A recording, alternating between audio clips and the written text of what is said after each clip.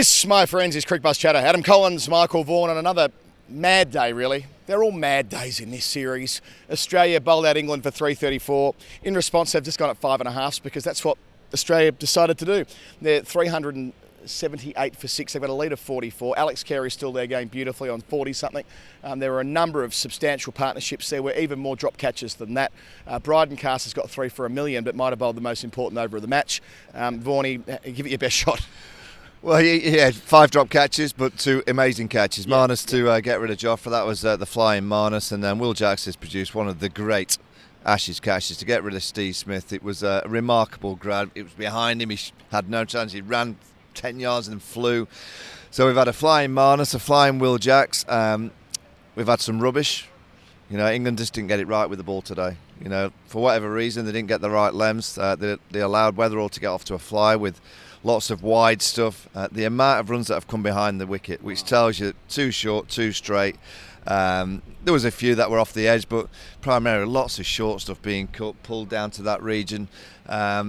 It's been one of those days where yesterday with the England batters didn't set the tone with the bat, they lost 2 early ones, and you go in today, come on, try and bowl like you did in Perth in that first innings. They just didn't get it right. And if you actually look at the last 2 innings, I mean, you've gone 378 today and 73. You take that 200 odd in 27 in Perth in the second innings. England have been hit for nearly 600 in 100 overs and have only got 8 wickets.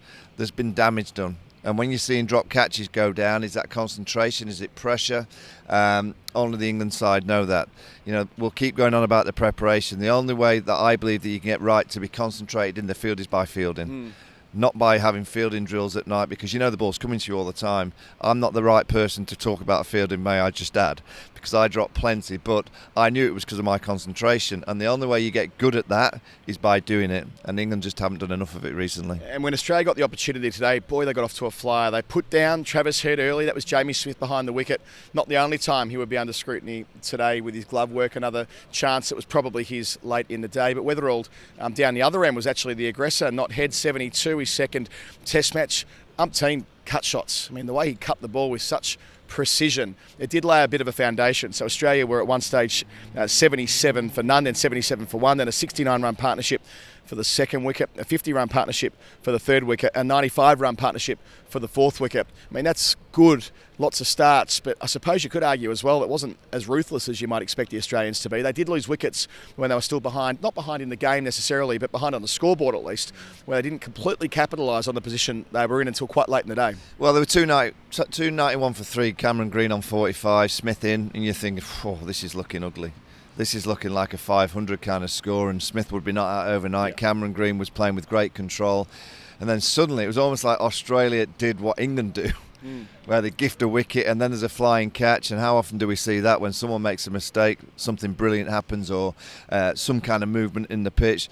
Then Ben Stokes did what Ben Stokes does. He just kind of gets on this roll and keeps bowling. He got a bit of cramp, then he bowls the ball to Josh Inglis that nips back. It's a beauty. And that game was cracked open by Ben Stokes at that moment. But what Australia did all day, within 20 minutes, 30 minutes of a partnership, they scored 30, 40 runs. England just could not restrict the score, and that was by ill discipline. Obviously, the catching it. And I've just been talking to Jonathan Agnew. Every time we come down here in England, and the only time that I've seen England had success is 10 and 11, and they caught brilliantly. Every other time we come down, we just drop catches, and I've no idea why. The one thing that I'll say is that the intensity of cricket here in Australia and the real emphasis on fielding and catching, that goes grade 1, 2, 3 in the local cricket. They're all so drilled in catching the ball, moving in the field. I just don't think we have that in the UK. Yeah. And it's such a common trend for England teams to come down under, and it's like, I've seen this movie before. We get to the Gabba, we've got a chance, and inside 2 or 3 hours, Australia bashed a few, we drop a few, and the crowd now are on the back of Jamie Smith, and that's really hard to deal with. Yeah, on the back of Jamie Smith, on the back of Ben Duckett, who put down a couple. There's one from Bryden Cast late. I mean, there were a slew of drop catches. They all felt like they came at important times as well. Let's go to the wild cast over, shall we? Where, you know, he was going at, was it 9s? It maybe even worse than 9s. They went to the short ball strategy for him. They swung around the other end, and it paid dividends with a Cameron Green dismissal where his feet were virtually off the pitch, like Ollie Robinsons were at Hobart 4 years ago when there was the Cameron last. Green was actually on the beach at the Gold Coast. Remarkable how far away he was. Bowled. To think with his arms how long they are that he couldn't still reach the ball. Anyway, that beggars belief. Then we nearly saw Carey caught on naught. That would have been 2 and a couple of balls. It was Ben Duckett not being quite tall enough to complete the catch. And then there's the Will Jacks catch, which gets rid of Stephen Smith for 61, acknowledging that Labuschagne, Smith's old mate, also got a 60 earlier in the day before nicking off to Stokes. But that Smith moment, that Jacks moment, I know his one over today went appallingly. I know he got 19 and threw it away last night, but talk about redeeming yourself in the field to go the other side of the coin. Well, when you take a catch like that, look, we've seen Steve Smith over many years that if Smith gets to not out tonight, he probably would have potentially got the 100. He goes on and gets a double 100. It's just the way that he plays. That catch could be worth 100. So Will Jackson, there'll be lots of debate. Oh, he's only bowled 1 over, but that catch has probably justified his selection. The selection's been right for England. They got the selection right in Perth. They've got it right here. They just haven't played well enough. When you look at 1 to 11, and I always look at like teams and mark and go, right, who's playing at par? You look at the England side. Zach Crawley's played above par. Joe Root has played above par. How many other of the England players have got to their par and above? There's not many. There really isn't. They've got a chance tomorrow, get the wickets, go out and bat and get a big score, give Australia a tricky chase in the last innings. If they can, and they can give Australia something like 200 in the last innings, well, they've got a great chance because this pitch will crack up. But you can't beat an Australian side here in Australia with just 2 or 3 players rocking up and playing above par. You go back to 2010-11, that team had so much consistency. So many players playing to their levels and beyond their levels at time. It's the only way you can compete down under. And on that theme, let's go into the hot spot. Vaughanie in the hot spot today, it's Australia's scoring rate, really. And, I mean, there's 2 ways of looking at this, right? I asked Jake Weatherald, I was interviewing him after play, was this a plan? He goes, well, not really. It just kind of played out that way because we got lots of opportunities. That's quite an admission, really, that England at different points, after bowling 3 maidens off the reel at the top, by the way, they did get the very, very, very beginning of the innings right, but it wasn't long before Australia were going at better than 5s and finished with a run rate of 5.2 at the close. Yeah, I mean, the pink ball didn't do a great deal, so the margin of error was kind of minimal, so you have to be fair to the bowlers. But when you looked at the pitch map and there was only 23% in a good length and so many balls short, like 65% of those balls short of a good length, that's why they were just rocking back and the ball bounces. You can kind of just sway and just play that cut shot, which we saw on a regular basis. Look, England didn't bowl well.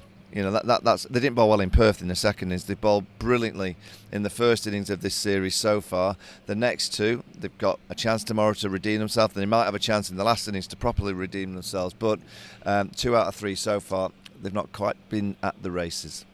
All right, Vaughanie, let's press fast forward. Alex Carey, not out. What is he? Not out 46 from 45. Thoroughly in keeping with the day we've seen, by the way. It was madcap. It was can't look away stuff. There with Michael Nisa, they've put on 50-odd already. I mean, if Carey's batting at lunch, well, join the dots. Well, if Carey's batting at lunch, I think we know the outcome of the Test match because they're going to score in that first session at least 100 runs, another 100, 150 in front. Now, England will struggle from that position. England have to find a way of getting Carey out early. They have to catch. If they can have Australia, all out by 420 and the lead's only 80, then England can go out and play. The problem that England will have is that pink ball will be still very fresh by the time they come to bowl with it tomorrow. Whatever happens from here, I think they'll have quite a fresh new ball when that twilight comes, and obviously later on in the day when the lights start to take full effect. It's how they play Mitchell Starc. I saw the Aussies play Jofra Archer today with a real plan. Don't give him too much. Don't give him too much. Marnus Labuschagne leaving, ducking and weaving. Every now and again he put the pull shot. Kind of the odd ramp came out, but they had a plan to Jofra. He's the real threat. Can England tomorrow arrive when they bat with a plan to Mitchell Starc? Give him nothing. Don't go chasing him. Let him come to them. If they can play Mitchell Starc well in the second innings, I think they can score runs.